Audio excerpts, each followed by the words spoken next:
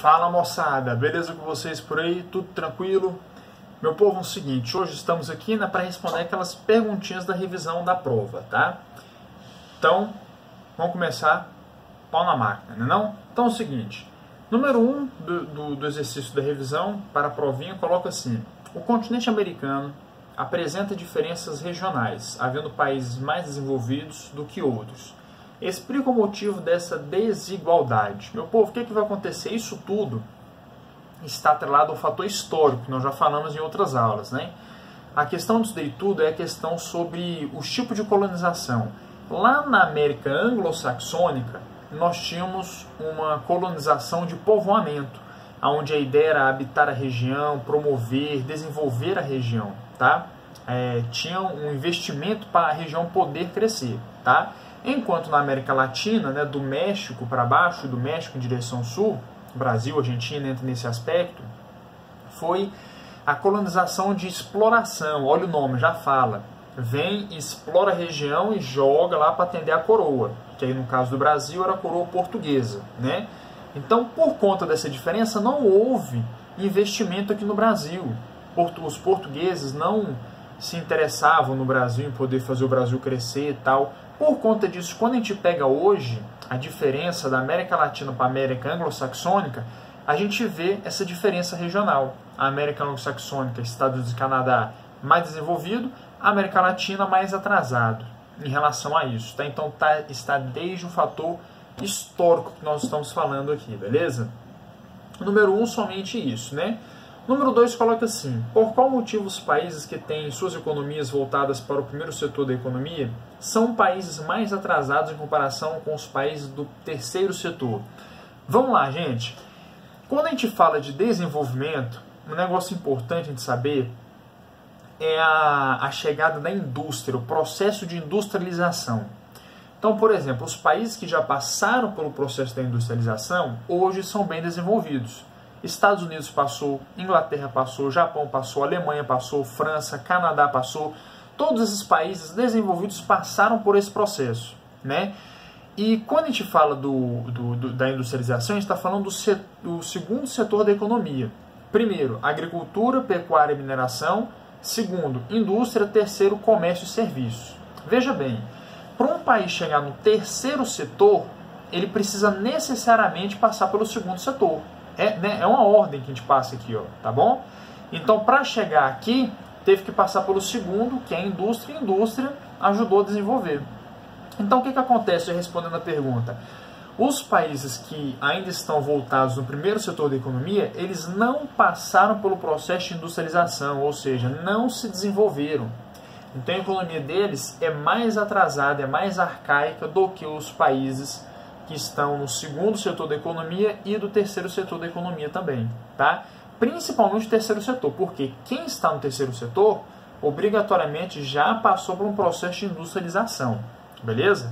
Tanto é que os países mais desenvolvidos, como Estados Unidos, França, Alemanha, Inglaterra, Japão, o terceiro setor da economia é o mais forte.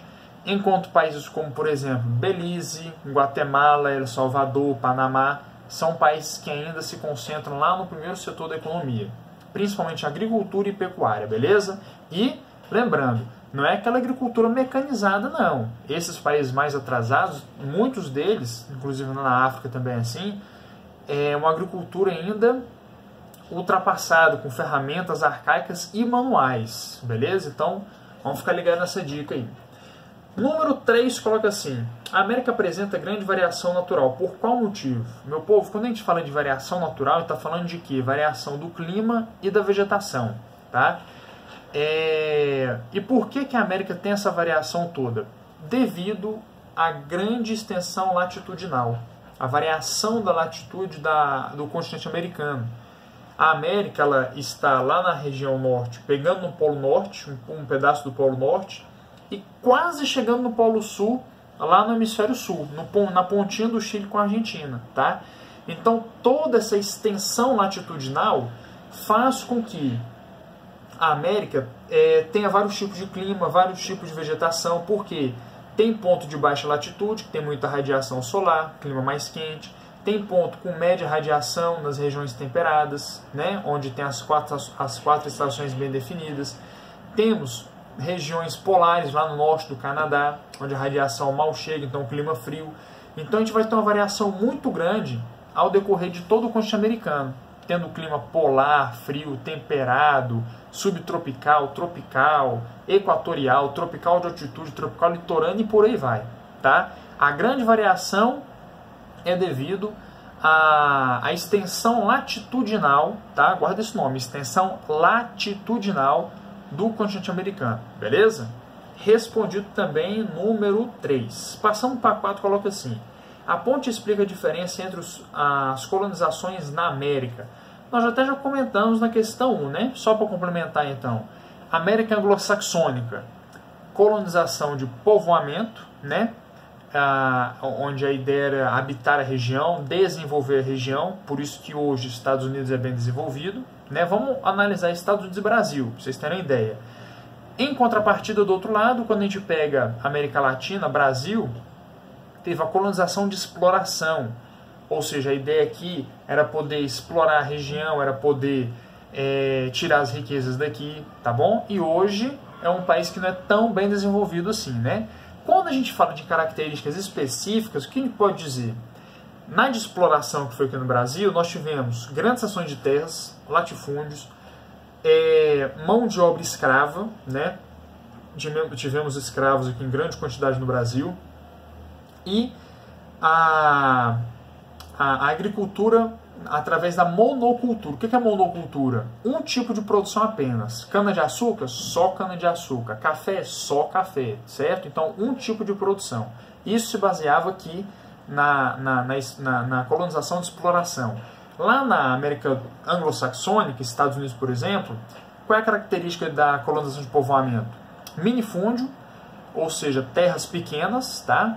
Trabalho livre, apesar de que teve um momento dos Estados Unidos que teve escravidão também, porém só ali na porção sul dos Estados Unidos, nas colônias sul dos Estados Unidos, mas o restante o trabalho era livre, tá? E o outro fator que na agricultura não se tinha monocultura, era policultura, ou seja, a ideia era produzir outros produtos além de apenas um, né? Então, vamos colocar cana-de-açúcar? Não, vamos variar com cana, milho, café e tal, para diversificar melhor a agricultura, diferente aqui no Brasil, por exemplo, tá? Então as diferenças são basicamente essas. Nós tínhamos retratado isso também na questão 1, né? Número 5, para poder fechar, coloca assim: explique quais são as formas de regionalizar e apresente pelo menos 2 regionalizações da América.